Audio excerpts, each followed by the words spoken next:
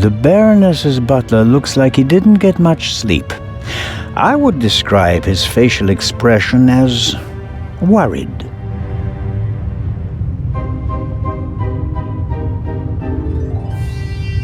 Hello, Mr. Inch. Oh, Constable, hello. You look the worse for wear. It must be terrible for you. Quite terrible. No one will hire me now. Excuse me? My mistress was murdered. Would you hire a butler who's been mixed up in a murder? But if it turns out that you're not guilty... If. But what if not? Who else would they blame? There are no gardeners on this ship. I understand your problem. Under these circumstances, I'm sure you'd answer some questions that could help clear your name, wouldn't you? Of course. Did you notice anything suspicious last night? No, sir. After the Baroness went to the saloon, I went to the forecastle. I was there until the alarm went off. I went to the side deck and arrived shortly after Professor Lucien and Miss Miller. We found you and Inspector Legrand there. You were unconscious, and the inspector asked us to take care of you. Did you hear the gunshot? No, just the alarm, sir. You said you were on the forecastle. It sounded like the Baroness let you have the rest of the night off. Not entirely, sir. One of the crew informed me that the Baroness wanted to be roused at 10:15. Right. Why was that? I suppose that she wanted to toast the success of the journey with the captain and the other passengers. She hadn't intended to take a nap then? That was not her way, sir. She had a lot of spirit, shall we say, when it came to social engagements and a glass or two of champagne. The Baroness's cabin seems to have been ransacked. Indeed, sir, by the Baroness herself. Really? She was searching for something the entire afternoon. And did she find it? I think she did, sir, yes. She was in high spirits when she finally left her cabin. You wouldn't happen to know what she was looking for, would you? I'm afraid not. Would you describe the Baroness as orderly? Well, she always had a lot of responsibilities, sir. That doesn't answer my question. She used to take a lot of luggage on journeys, and I helped her keep track of it as best I could. She was always very angry when she couldn't find something. What about the photos and the documents I saw in her cabin? I really don't know. They were out of bounds to me, sir. Memories from the war, I'd say. They meant a lot to her. The Baroness seemed to be pretty drunk the last time I saw her. Is that so? Does that surprise you? Did the Baroness not drink? Oh, yes, she drank. It was no secret. I understand. How serious was her habit? Serious enough, sir. Was she under any medical supervision? Certainly not, sir. She adamantly refused to see a doctor. Like so many elderly women, she had a distinct aversion to hospitals and the like. How long had you worked for the Baroness? 6 months, sir. Only 6 months? I always thought that butlers stayed with their employers for decades. Those decades have to start at some point, Constable. Her former butler wasn't able to fulfill his duties any longer. Gout, sir. I understand. I took on his duties and hoped for a secure position for the next 20 years. May I ask what happened to your arm? A souvenir from the war, sir. Doesn't it hinder your work? Yes, sir, obviously. I didn't mean to offend you. The Baroness had a soft spot for disabled veterans. I think she'd been through a lot herself. I think that's all for now.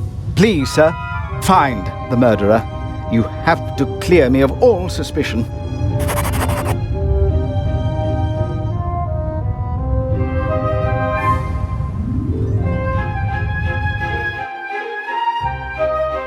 A singed pillowcase is proof that there must have been a second gunshot. Inspector?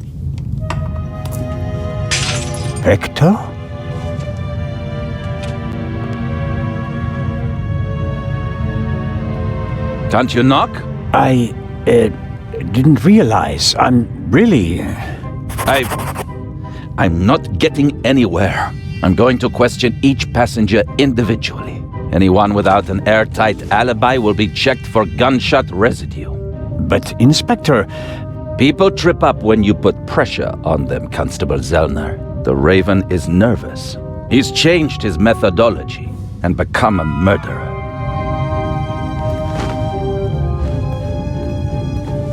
I'll see it in his eyes. After you. But, Inspector Legrand...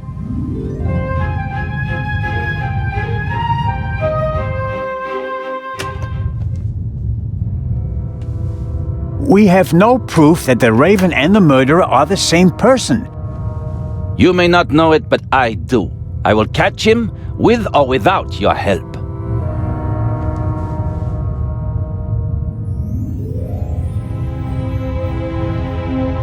I don't believe it. What's gotten into him? Ah, well, it makes no sense to tell him about my theories if his opinion is already set. I need evidence. Or better yet, the murderer. I also need his lab if I'm going to get anywhere. I need to get in there somehow. And I really need to talk to the stowaway. He may have information, and the inspector will just ignore him, since he's too young to be the Raven.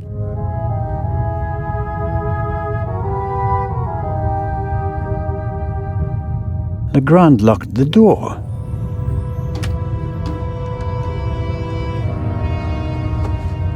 The lock isn't especially secure. If I had a wire or something like that, I could probably pick it.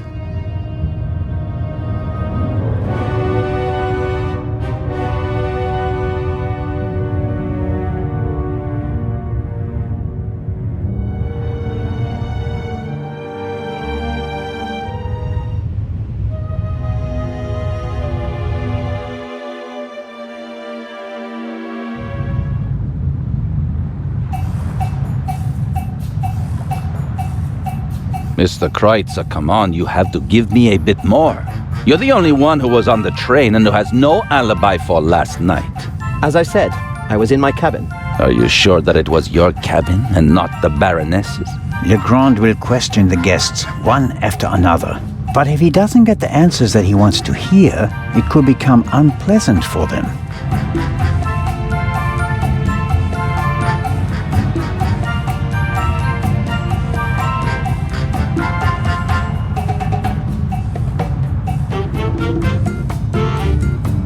Lady Westmacott, may I bother you for a moment? By all means, Mr. Zellner. How is the questioning going? Are you implying that I'm an eavesdropper? The inspector is placing a lot of pressure on our dear Mr. Kreutzer. He's the only one who was on the train and who doesn't have an alibi for last night. Perhaps. But him? A murderer? I know people like him. He doesn't have enough backbone to kill someone in cold blood and remain so calm. He'd turn it into a drama and then a farce, drink himself insensible, and then, railing at fate, pitch himself into the sea. Forget him. Legrand is wasting his time. Mr. Kreutzer just happens to be a perfect fit for the inspector's image of the Raven. Athletic, cultured, moves among the rich and famous. I'll eat his violin if he's the Raven or the murderer. I have to be going, Lady Westmacott. Please keep me informed, Constable Zellner. Of course. Legrand is absorbed in the interrogation. He still seems pretty annoyed. The violinist seems to be bearing the brunt of it. Legrand will attend to the interrogations, and I'll handle the investigation. I won't talk to him again until I'm ready to present the murderer.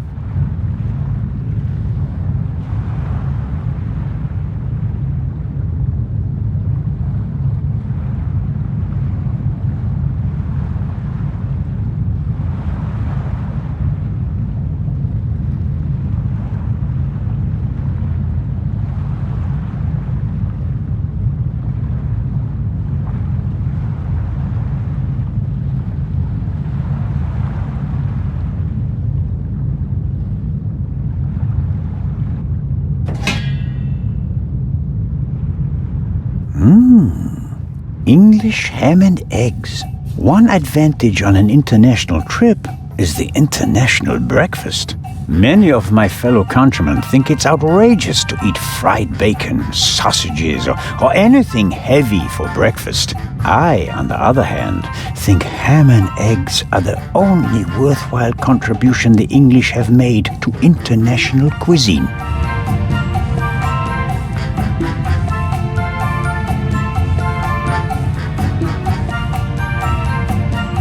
Excellent.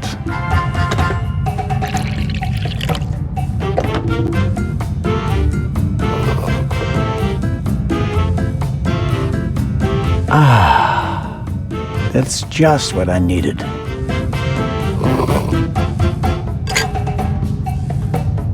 Coffee is not bad at all, but 1 cup is enough.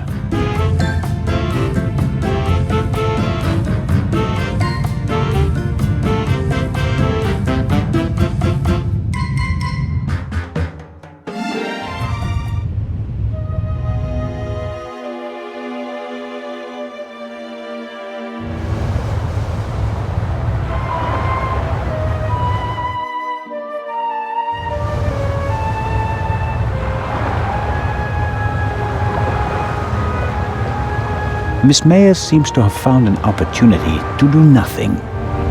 Hello, Miss Mayers. Hello, Mr. Constable Zellner. Do you think it's appropriate to go sunbathing in a situation like this? What situation?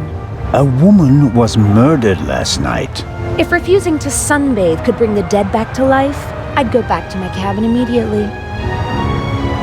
Did you hear or see anything suspicious last night? No, I didn't feel very well last night. I went to bed early. So, you're feeling better this morning? Thanks for asking. I'm sure your parents are truly sorry that they can't be with you at this difficult time. Maybe, but I'm not a little girl anymore. And thinking about my fiancé keeps me going. You're engaged? Yes. My boyfriend and I got engaged right before the trip. I want to surprise my parents, especially my dad. I'm sure he'll be very surprised. But what will you do if your father doesn't agree to the engagement? What choice does he have when he put me on this boat full of thieves and murderers in the first place? Charming. Enjoy the sun, Miss Mayers, and don't let us disturb you.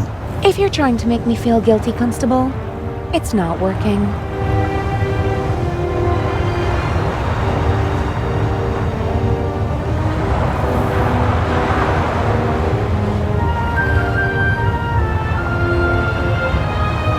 Captain DeConti seems old and tired. The price you pay for a life like his, I suppose. I believe I've got everything I can out of him. There's nothing more he can tell me at the moment.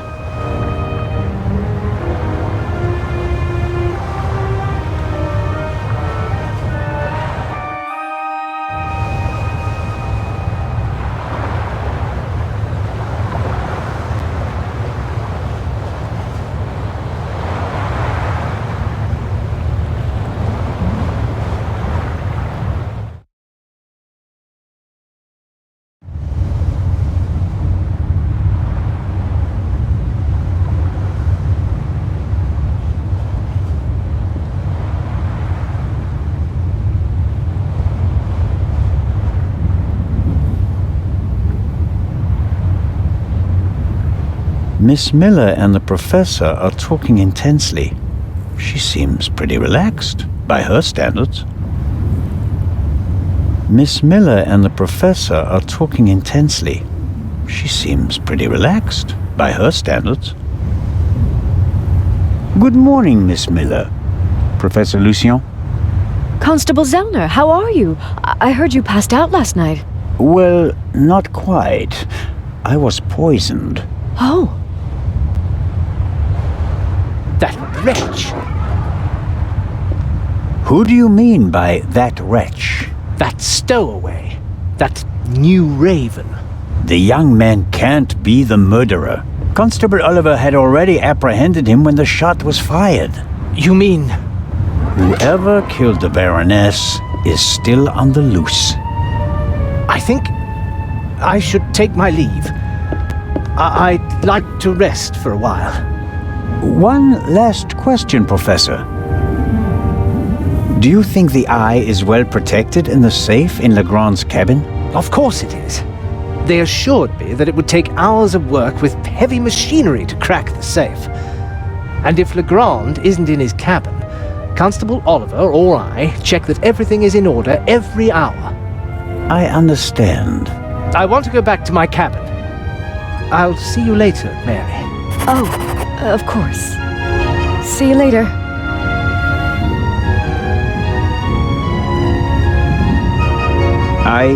I didn't want to interrupt your conversation with Professor Lucien so abruptly. I don't know what's wrong with him. Learning that there's still a burglar on board seemed to frighten him. He was so relaxed the whole time, and then... And then the stupid Swiss constable came by and made him anxious. Oh, I didn't mean that. No matter. I'm sure he'll calm down and come back soon enough. May I ask you a few questions? Of course. How is Matt? He seems happy enough. After all the commotion, he's already back to his old self again. But I haven't told him about the murder. That would be a bit too much for him. I think he's made of sterner stuff. I want to thank you again for what you did on the train. I wouldn't have known... Everything's fine. Think nothing of it. How was last night for you? It was awful. I was having a conversation with Edgar, Professor Lucien, here on the forecastle. Then I wanted to look for the lady and went forward via the side deck. When I passed the Baroness's cabin, I heard a muffled scream. You heard a scream? Yes. I thought the Baroness probably had a fall. I went to the door and listened for a moment. Since I couldn't hear anything, I knocked on the door and asked whether she was all right. There was no answer. Interesting. And then? I didn't know what to do, so I tried to open the door. It was locked. I saw the Baroness's butler, Mr. Inch, on the forecastle. I thought he might have the key and went back. On the way, the bobby crossed my path, and then Edgar, who wanted to check the safe. I explained the situation to him, and then the alarm went off. How did the scream sound? It was a short outcry, very frightened, as if someone had been startled. Was it a woman's voice? Yes, the voice was high. So it could have been a scream from the Baroness. Possibly because she discovered someone in her cabin. Possibly. That person might have threatened her with a weapon, so that she wouldn't scream for help. Oh, God. He waited until the coast was clear. Oh, please, stop it, Mr. Zellner. The Baroness's butler said that he was on the forecastle as well? Yes, he was standing on the other side of the deck smoking a cigarette. Was he on the forecastle the whole time? I'm not sure. He was there, and later he was on the side deck with us. Oh, yes, he looked after you while you were unconscious. He unbuttoned your collar and held your head while the doctor checked you. But you can't say for certain whether he came from the forecastle with you and Professor Lucien, or afterwards. Well, no. But where else could he have come from? Did you report that to Inspector Legrand? Yes, last night. He was very interested and took a lot of notes. But I wanted to look for Lady Westmacott, and he let me go without further delay. He said that he'd take down my full statement today. I understand. Do you think the man from the train also killed the Baroness, Constable Zellner? I don't know yet. It's horrible. Explosions, thieves, murderers. This isn't the right place for a lady and a little boy. You and Professor Lucien seem to be having a lively conversation. Oh, yes. He's an expert in ancient Egyptian art and preeminent in hieroglyphic research. He's the head of the Egyptian department in the British Museum, you know. And he's going to open an exhibition at the Egyptian Museum in Cairo. Right. For the Eye. They had planned on exhibiting both jewels together for the first time in decades, but that's not going to happen now, sadly. I think it's quite upsetting for him. We're working hard to ensure that at least one eye will be on display. I know. I'll ask Lady Westmacott if she'd like to participate in the opening of the exhibition. I think it would be good for her. And Professor Lucien will surely offer you a private tour. you're American, aren't you? That's correct. And you moved to England because of the job? I lived in England before. During the Second World War, I volunteered. I worked in a pharmacy on a US base north of London. In a pharmacy? Interesting. Well, it was the war and everyone was sent where they could help best. Please, go on, Mrs. Miller. After the war, I studied music in London. I met my husband there. We married and went back to the States together. He was also American? No, English. But he said he had problems with his family and he wanted to be as far from them as possible. And you gave up your studies for him? Well, yes, I did. Life as a single mother couldn't have been easy. It was pretty tough then. I worked from morning till night and it was still only enough for the bare necessities. And I couldn't give Matt all the attention he needed. And then Lady Westmacott entered your life. It was like an angel appeared to me. She must have offered me the position out of pity. I had no experience as a carer. She made me a generous offer. I couldn't believe it. And she really adores Matt. She's offered him a good education, and now he has every opportunity in life. An almost unbelievable story. I'm still afraid that it's a dream and that I'll wake up one day. How does it feel to work for such a world-famous person? The work is very interesting and varied, and it pays well too. You are very lucky that the lady offered the position to you. I just hope she won't change her mind one day. What would become of Matt's education then? I really make an effort to measure up to Lady Westmacott's expectations, but sometimes I feel like I fall short. Lady Westmacott couldn't ask for a better companion. I'm saving up as much money as I can all the same. I'd do anything so that Matt doesn't have to give up his new life. Lady Westmacott dropped a hint on the train that she killed her hero, Partout. What did she mean by that? Oh, she must have meant the manuscript. Manuscript? She always takes it with her. It's an unpublished Partout novel. I once asked her why she never published it. She said that according to her will, the novel's only to be published after her death. And in it, Partout will be killed?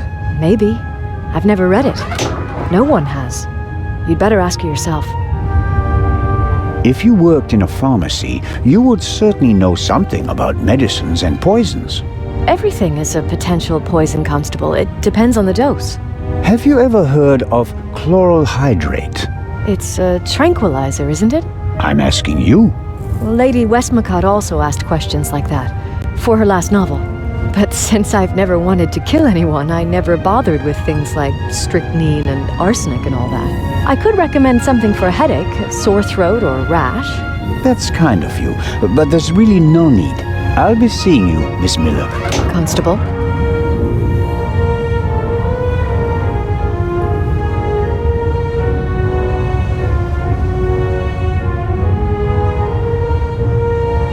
Matt is keeping himself busy with that strange game.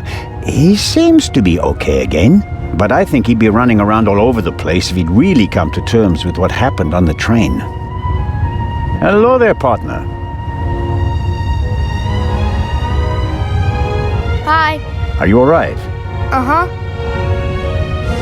Have you recovered from our adventure? Mr. Zellner, Hmm? what's going on? What do you mean? Everybody's acting so strange, and there's tape across that door. I saw that in a movie once. You don't have to be worried. Is it about the man from the train? It might be about the thief, yes. Haven't you caught him yet? I'm working on it. Okay. I heard you and your mom used to argue a lot. We did. Everything was bad. The house, school, the other kids. We didn't have much money, and I was always alone. You do know that your mother would love to have been with you, don't you? She had to go out to work to earn money. She wouldn't have had to, if Dad were still around. And how do you get along with her now? I'm always happy when we do something together on vacation. She has more time for me now, and I like my boarding school. I have lots of friends, and the teachers aren't so bad. Your mother and Professor Lucien seem to be on very good terms with each other. Don't you like him? Don't know. He seems to be very nice. I guess. Lady Westmacott is all by herself in the saloon. Maybe you'd like to visit her later. Sure. The lady tells exciting stories. I know. She's my favorite writer. She told me that it's not much fun to write detective novels. She'd rather write something else, but her fans always want the same thing. They made her rich and famous. I told her to write what she wants to write. If it's good, someone will buy it. And if not, at least she had fun writing it. Then she smiled and nodded. She said it was a good idea. What are you playing there? I'm playing shuffleboard. At least I'm trying to. Never played it before. It's easy. Professor Lucian explained it to me. And who won? We didn't play. You didn't want to play with him, did you? Do you want to play a game with me? Sure. I think you'll have to explain the rules to me first. Okay, you play with the blue pucks and I play with the red ones. You have to push the pucks with this stick into the zone over there and score as many points as possible. Sounds easy. How many pucks do I have? 6. Now here comes the kicker. First it's your turn, then mine, and so on. But everyone is allowed to shoot the other person's pucks out of the zone. Then let's get started. Oh yeah. What are we playing for? I thought we'd just play for fun. That's boring. We have to bet something. Otherwise it isn't fun. You English people. So I'll bet my brand new slingshot. And you? I don't want to gamble. How about ice cream in Cairo? Okay. If I win, I get the slingshot. If I lose, I get an ice cream in Cairo. Hey! Never try to cheat Matt Miller. So, what do you say? Ice cream versus slingshot? All right. Let the games begin.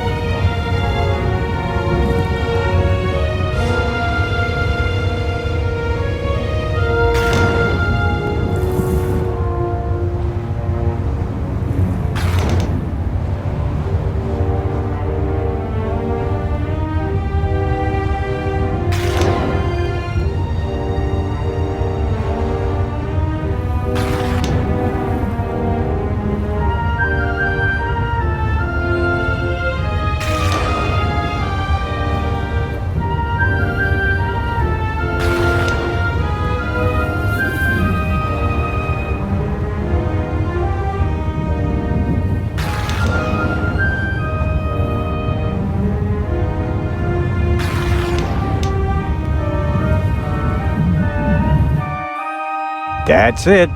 Oh man. The athlete wins the day. One more time. No, that's enough for me.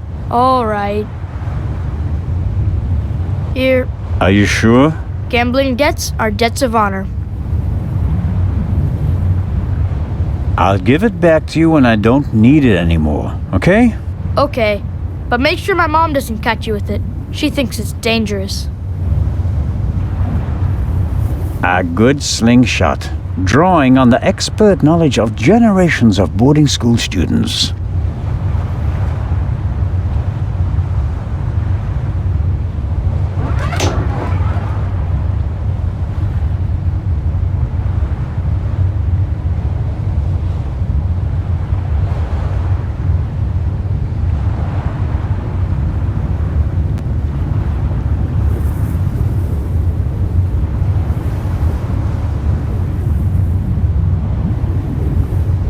If I had some ammo, I'm sure I could hit the bottle.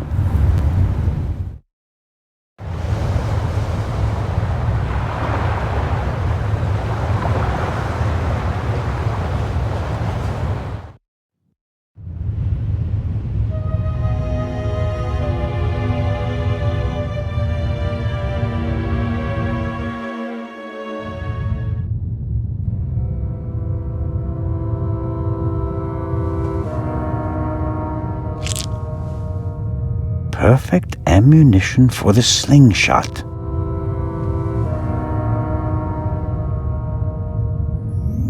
The little stones make perfect ammunition for the slingshot.